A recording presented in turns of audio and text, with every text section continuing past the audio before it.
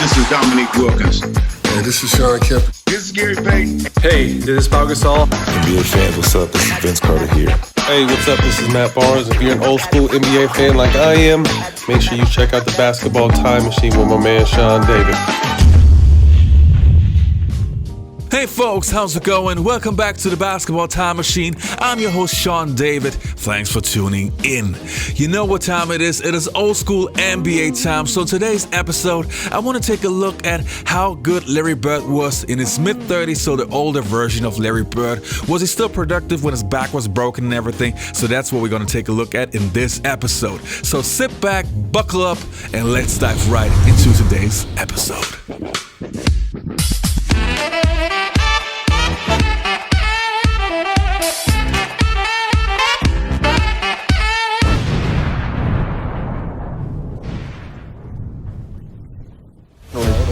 Season with the Celtics. Lately, those seasons have been difficult owing to both back and heel injuries. His back hurts, his cheek is swollen, and he probably feels every one of his 35 years. Jeff Malone back at the cat leg. Bird stripped him. Parrish got the ball. What defense? Beautiful defense. McHale to Bird.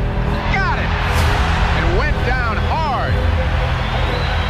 He's missed the Celtics' last 8 games, and he won't be in uniform for their game later today against the Spurs.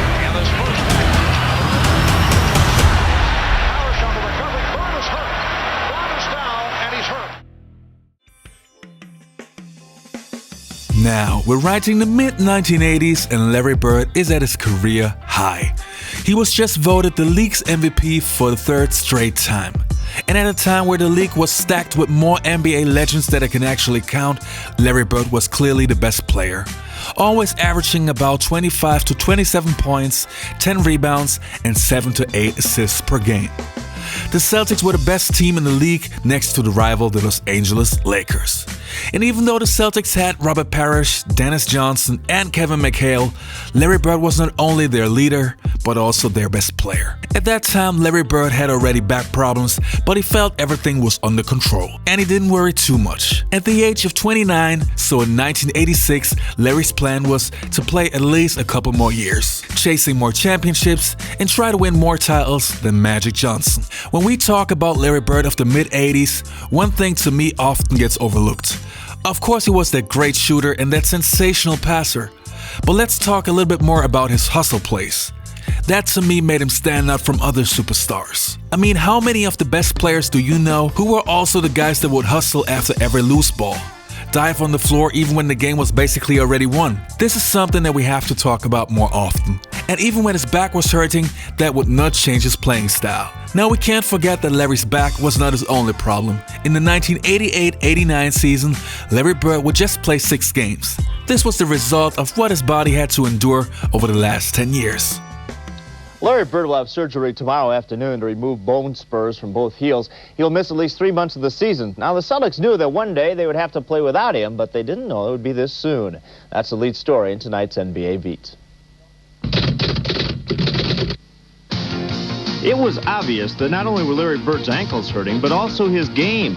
Although averaging 21 points, he had just 1 offensive rebound and had yet to attempt a 3-point shot. All the pounding and all the playing I've done over the past 10 years have caused a lot of my problems, and there's no question about that. I think that I got a lot of years left in me. He was hurting us both ways out there because he couldn't move the way he wanted to move, and so it's better to have the surgery and get it over with and come back healthy. Let's take a look at some numbers. As you can see, from 1985 to 1988, Larry Bird was incredible.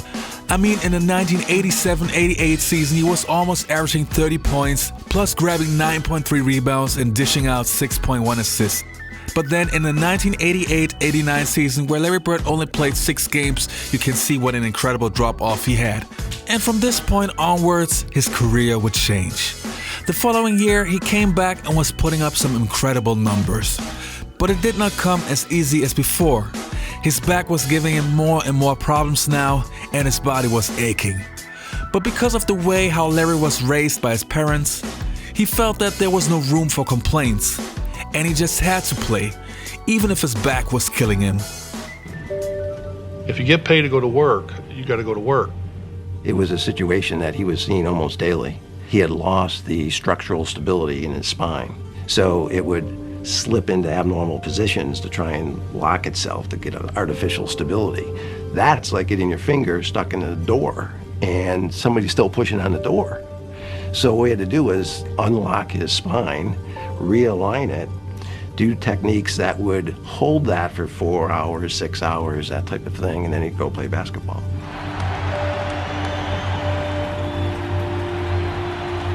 Every time I would play, I was wondering if I was going to be in a wheelchair. Was I ever going to be able to, walk on the beach or hold my kids?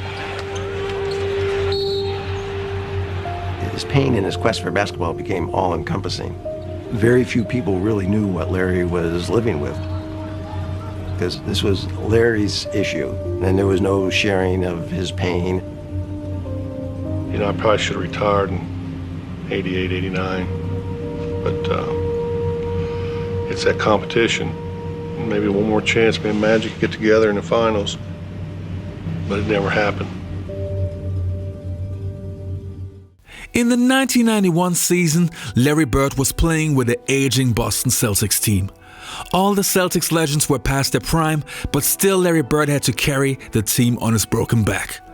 But what changed was that he could not do it every single night. He was giving his all, still hustling after every single loose ball, but he now needed more time to get back up. He was averaging around 20 points, 8.5 rebounds, and 7.2 assists.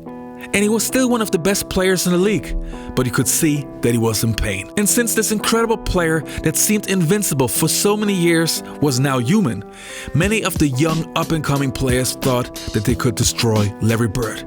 But hey, we're still talking about Larry Legend. Playoffs against the young Indiana Pacers and their brash leader, Chuck Person. Look out, Person puts up a three! He's putting on a show!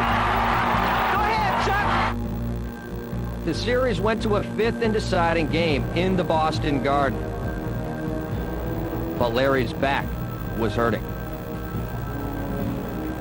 He spent the night at the hospital in traction, so he had to be in just unbelievable pain. I remember walking in the locker room and I saw Larry before the game, and I said, "How you feeling?" "I'm okay, I guess." Well, he wasn't okay. The guy could barely put his pants on. Well, Larry was determined to be there for his team. Let's see if they go to Person. There he is. Yes!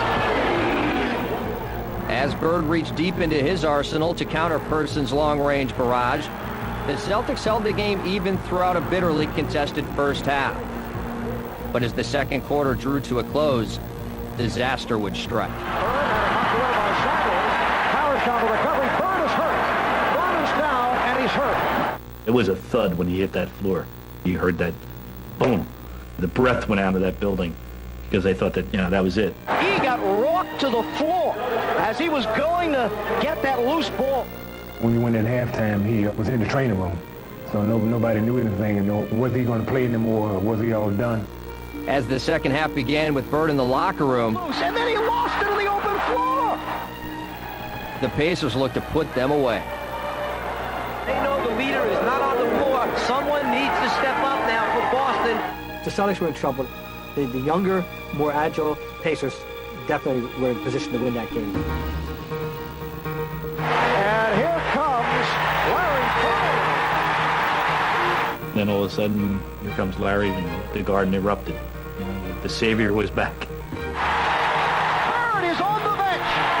He's got the warm-up jacket on. Listen to the crowd. I got the sense the Pacers were stunned to see him there, and that they thought, holy what's going to happen now? Mid-court outlet goes to Bird. Bird spots up from 20. Switch! Reggie Miller shot rebounded by Bird, who rips it down the hole. And he is back in the ballgame. From a psychological standpoint, having our leader back on the court gave us a tremendous adrenaline push. In his dramatic return, Bird gave the Celtics new life and added another chapter to his legend. Larry fakes the shot. So Larry Bird is answering the challenge put forth to him, and he's letting it all hang out today. The fans at that point wouldn't let the team lose because of what Larry was doing. Bird has to hurry. 5 in the shot clock. The turnaround. Rainbow is all net, and he's going to the line. You say to yourself, how many times does he drive that spike through your heart with shots like this? But certainly this, out of the pages of Willis Reed. This would not be the only iconic performance of Larry Bird in his mid-30s. In his last year, Bird literally played in his worst physical condition, still averaging around 20 points per game though. He knew right from the start that this would be his last season, and even though he had many games where he did not play well, he would follow up those games with incredible performances. So he did on the 15th of March in 1992. Playing against the Portland Trail Blazers, Larry would have a truly special game, putting up 49 points, 14 rebounds, and 12 assists. 10 seconds remaining in the fourth quarter. 10 seconds remaining in the fourth quarter. Here's Bird, Presley all over, he fires, it's a three-pointer, and he's tied the game! Then in 1992, after playing for the Dream Team and winning the gold medal, Larry Bird ended his NBA career. I don't think this team could beat our 86 team in Boston. That's just because Patrick Ewing's not a real center. I felt that Larry and I developed a very good friendship in Barcelona. He was a lot different than I thought he was. He seemed a lot, very caring, told a lot of jokes. We developed that Harry and Larry routine. He talked a lot of trash. I just wish, Larry, I wish you were still playing so I could pay you back for all the stuff you were telling me this summer in Barcelona.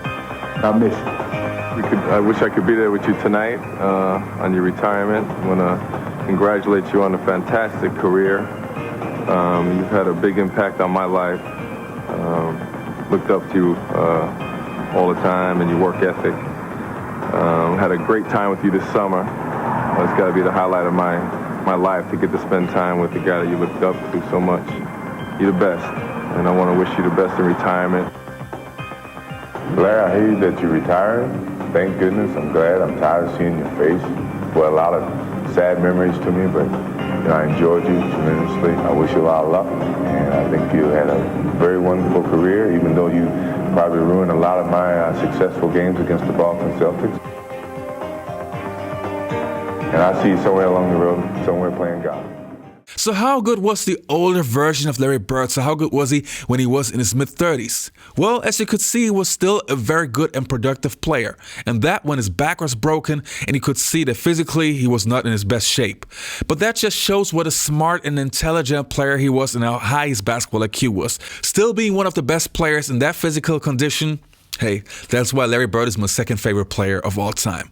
So that was it for today's episode. I hope you guys enjoyed this episode. Don't forget to leave a like and subscribe to the channel. And I hope to see you next time on the Basketball Time Machine. You all stay healthy, take care, and goodbye.